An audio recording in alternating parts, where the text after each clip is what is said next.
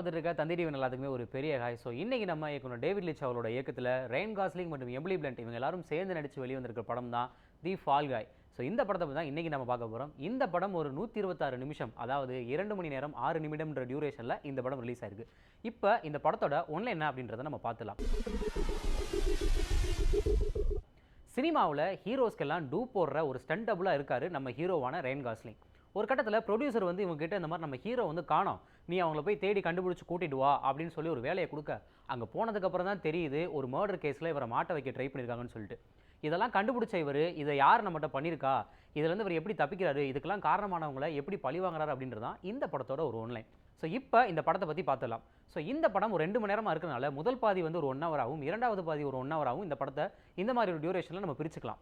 So first of ஃபுல்லாக பார்த்திங்க அப்படின்னா இந்த கதையிலேருந்து இதுதான் கதை அப்படின்றத தெரிஞ்சுக்கிட்டு இதுலேருந்து இந்த மாதிரி மூவ் ஆகிறனால பார்த்திங்க அப்படின்னா ஃபர்ஸ்ட் ஆஃப் கொஞ்சம் ஸ்லோவாக ஒரு மாதிரி மெதுவாக டல்லாக போகிற மாதிரியான ஃபீல் இருக்கும். ஸோ அந்த மாதிரியான ஸ்க்ரீன் பிளே தான் ஃபர்ஸ்ட் ஆஃபில் வச்சிருக்காங்க. ஸோ ரெண்டாவது ஆஃபில் வந்து பார்த்திங்க அப்படின்னா இவருக்கு தெரிஞ்சிருது இந்த மாதிரி ஒரு பிரச்சனை நம்ம மாட்டிருக்கோம், இதுலேருந்து நம்ம எப்படி வெளியே வரோம் அப்படின்றத, அவர் எப்படி எப்படிலாம் என்னென்ன மாதிரியான விஷயங்களை பண்ணுறாருன்னு சொல்லி உங்களை சீட்டேஜில் உட்கார வைக்கிற மாதிரியான ஸ்க்ரீன் பிளேவை செகண்ட் ஆஃப் ஃபுல்லாக கொடுத்துருக்காங்க. ஓகே, இப்போ இந்த படத்தோட இந்த பாசிட்டிவ் நெகட்டிவ் இந்த பக்கம்லாம் நம்ம பார்த்துலாம். ஃபர்ஸ்ட் இந்த படத்தோட பாசிட்டிவ் நம்ம யாரை சொல்லலாம்னு கேட்டிங்க அப்படின்னா அஃப்கோர்ஸ் ரெயின் காஸ்லிங் சொல்லலாம். இந்த படம் 2 மணி நேரம் நிறைய விதமான எமோஷன்ஸை கேரி பண்ணுறது. லவ்வாக இருக்கட்டும் சரி, காமெடி, ஆக்ஷன்னு சொல்லிட்டு எமோஷனல் சொல்லி நிறைய விதமான எமோஷனை கேரி பண்ணும்போது ஒவ்வொரு எமோஷனுக்குமே சூப்பராக பர்ஃபார்ம் பண்ணி நல்ல ஒரு நடிப்பை கொடுத்துருக்காருன்னே சொல்லி ஆகலாம். எஸ்பெஷலி வந்து பார்த்திங்க அப்படின்னா காருக்குள்ளே வந்து ஒரு அழுகிற சீன் இருக்கும், லைக் அவர் அந்த லவ் பிரேக்கப்பு அந்த மாதிரியான ஒரு சிச்சுவேஷன் இருக்கும். அந்த இடத்துல வந்து அவர் அழுகும்போது சிங்கிள் பசங்களாக இருக்க நமக்கே கண்ணில் தண்ணி வரும்னா பார்த்துங்களேன், அந்த மாதிரியான ஒரு நடிப்பை தான் கொடுத்துருக்காரு. ஒவ்வொரு சீனுக்குமே நிறைய மெனக்கெட்டிருக்காரு அப்படின்றத நீங்கள் பார்த்தாலே தெரிஞ்சிடும். அந்த வகையில் இவர் நடிப்பு இந்த படத்துக்கு ஒரு பெரிய ப்ளஸ்ஸாகனே சொல்லலாம். ஸோ அடுத்ததாக ஒரு பெரிய ப்ளஸ் என்னன்னு சொல்லலாம் கேட்டிங்க அப்படின்னா கேமரா எடிட்டிங்கை கண்டிப்பாக சொல்லி ஆகலாம். ஸோ இந்த படத்தில் ஆக்ஷன் சீக்வன்ஸாக இருக்கட்டும் சரி, இல்லை மற்ற விஷயங்கள் இந்த சேசீனு இந்த மாதிரி விஷயங்கள்லாம் நிறையா இருக்குது. ஸோ ஒவ்வொரு இடத்துலையுமே கேமரா வந்து பயங்கரமாக ப்ளேஸ் பண்ணி சூப்பராக எடுத்திருக்காங்கன்னே சொல்லலாம். எஸ்பெஷலி ஒரு சேசிங் சீன் வரும், அந்த சீன்லாம் வந்து பார்த்தீங்கன்னா கேமரா ஒர்க்லாம் வந்து சூப்பராக பண்ணியிருக்காங்க. எந்த ஒரு இடத்துலையுமே ஒரு லேகே இல்லாமல் ஒரு குவாலிட்டி பக்காவான குவாலிட்டியை செம்மையாக கொடுத்துருக்காங்க. அந்த வகையில் ட்ரிக்கியான ஷாட்ஸ்லாம் நிறைய யூஸ் பண்ணியிருக்காங்கன்னு சொல்லி ஆகலாம். ஸோ அந்த வகையில் கேமராவை தாண்டி இந்த எடிட்டிங்லையுமே வந்து பார்த்திங்க அப்படின்னா இந்த கேமரா இந்த வேலையை பண்ணியிருக்காங்க அப்படின்னா எடிட்டிங்கில் அவங்களுக்கு ஏற்ற மாதிரி வந்து அவங்களுக்கு ஈக்குவலாக எந்த அளவுக்கு ஒரு ஒர்க்கை கொடுக்க முடியுமோ அந்த அளவுக்கான ஒர்க்கை கொடுத்துருக்காங்க. ஒவ்வொரு கட்டுக்குமான ஒரு ஜம்பாக இருக்கட்டும் சரி, இல்லை இந்த சீனுக்கு அப்புறம் இந்த சீன் தான் வைக்கணுன்ற அந்த பிளேஸ்மெண்ட்ஸாக இருக்கட்டும் சரி, டேரக்டரோட மைண்டை புரிஞ்சுக்கிட்டு சூப்பராக எடிட் பண்ணியிருக்காரு நம்ம எடிட்டர்னு கூட சொல்லலாம். ஸோ அடுத்ததாக இருக்கிற ஒரு பெரிய ப்ளஸ் என்னன்னு கேட்டிங்கன்னா கண்டிப்பாக மியூசிக்னு சொல்லலாம். இதை ப்ளஸ்ன்னு சொல்ல முடியாது, மைனஸ்ன்னு சொல்ல முடியாதுன்னு கூட சொல்லலாம்.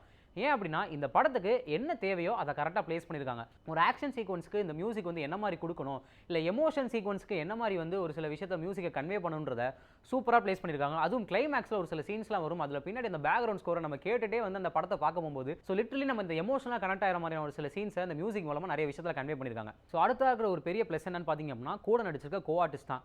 ரொம்ப கம்மியான கேஸ்ட் அண்ட் க்ரூ தான். ஸோ அவங்கள வந்து எந்த அளவுக்கு சூப்பராக மெனக்கெட்டு அவங்க கிட்டேருந்து எந்த அளவுக்கு வேலையை வாங்க முடியுமோ அந்த அளவுக்கு வேலையை வாங்கி சூப்பராக எல்லாரையும் பர்ஃபார்ம் பண்ண வச்சிருக்காங்க. அந்த வகையில் அந்த கோ ஆர்டிஸ்ட் மற்றும் இந்த கேஸ்ட் அண்ட் க்ரூவுமே பார்த்திங்க அப்படின்னா சூப்பராக பர்ஃபார்ம் பண்ணியிருக்காங்கன்னே சொல்லி ஆகலாம்.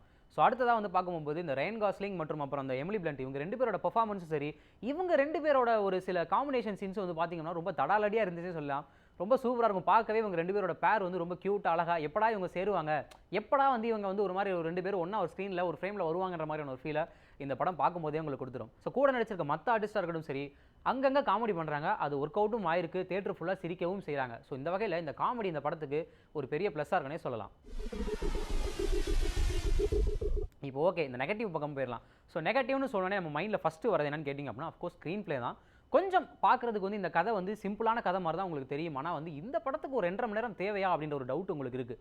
ஹீரோ வந்து ஒரு பிரச்சனையில் மாற்றாரு, இந்த பிரச்சனைக்கு காரணமாக இருக்கவங்க யார், ஒரு மர்டர் கேஸில் மாற்றாரு, இதுக்கெல்லாம் காரணமானவங்க யார் அப்படின்றத கண்டுபிடிக்கிறது தான் வருது. ஸோ அதுலேருந்து அவர் எப்படி தப்பிக்கிறாருன்றதான். பட் ஆனால் இந்த ஃபர்ஸ்ட் ஆஃப் முழுக்கவே ஒரு சில தேவையில்லாத சீன்ஸ்லாம் இருக்குது. அந்த தேவையில்லாத சீன்ஸ்லாம் எடுத்திருந்தாலே இந்த படம் இன்னும் கொஞ்சம் ஒரு 1.5 மணி நேரத்தில் சூப்பராக கிறிஸ்பாக நம்ம கொடுத்துருக்கலாம், இன்னும் கொஞ்சம் நல்லா இருந்திருக்கும் அப்படின்றதான் ஒரு உண்மையானதாக இருக்குது. அந்த வகையில் ஸ்க்ரீன் பிளே இந்த படத்துக்கு ஒரு பெரிய ட்ராபேக் இருக்குன்னே சொல்லலாம்.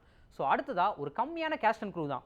ஸோ அவங்கள ப்ராப்பராக வந்து கரெக்டாக யூஸ் பண்ணலையோ அப்படின்ற மாதிரியான ஒரு ஃபீலாக கொடுக்குதும். ஸ்க்ரீனில் எந்த பக்கம் பார்த்தாலும் சரி, இல்லை எந்த ஃப்ரேமில் பார்த்தாலுமே சரி, ரெயின் காஸ்லிங் மட்டும்தான் இருக்காரு. அதே மாதிரி வந்து பார்த்திங்க அப்படின்னா வந்து நம்ம இந்த குயிக் சில்வராக ஒருத்தர் நம்ம அவெஞ்சர்ஸ் படத்தில் நடிச்சிருப்பார். அவர் தான் இந்த படத்தில் வந்து ஒரு மெயின் வில்லனாக ஒன் ஆஃப் த ஒரு ஹீரோவாக நடிச்சிருக்காருனே கூட சொல்லலாம். ஸோ அவரை வந்து ப்ராப்பராக யூஸ் பண்ணலையோ, அவருக்கான ஒரு வேல்யூவை வந்து இந்த படத்தில் கொடுக்கலையோ அப்படின்ற மாதிரியான ஒரு ஃபீலை இந்த படம் நீங்கள் பார்க்கும்போதே கொடுத்துரு. மூல முடுக்கலாம் ரைன் காஸ்லிங் தான் இருக்காரு, சரி அவர் படம் தான், அவர் தான் ஹீரோ நடிக்கிறதாலுமே கண்டென்ட்டை வச்சு எடுக்க போகும்போது இந்த மாதிரியான காம்பினேஷன் சீன்ஸோ இல்லை இந்த மாதிரியான ஒரு சில விஷயங்களை அவங்க வந்து கோட்ட வரனால படம் கொஞ்சம் ஒரு மாதிரி டிராபேக்கான ஒரு ஃபீலை உங்களுக்கு பார்க்கும்போதே கொடுத்துருது. ஸோ அதே மாதிரி பார்த்தீங்க அப்படின்னா இன்னமும் வந்து பார்த்தீங்க அப்படின்னா இந்த படம் வந்து கம்ப்ளீட்டாக வந்து ஒரு காமெடியான விஷயங்களாக இருக்கட்டும் சரி, இல்லை ஒரு சீரியஸ் நோட்டில் இல்லாமல் ஒரு காமெடி ஒரு ஃபன் நோட்லேயே போகிறனால வந்து உங்களுக்கு வந்து என்னடா இது, சரி ஓகே எப்படினாலும் நம்ம ஹீரோ ஜெயிச்சிருவாரே அப்படின்ற மாதிரியான ஒரு ஃபீல் தான் கொடுக்குது.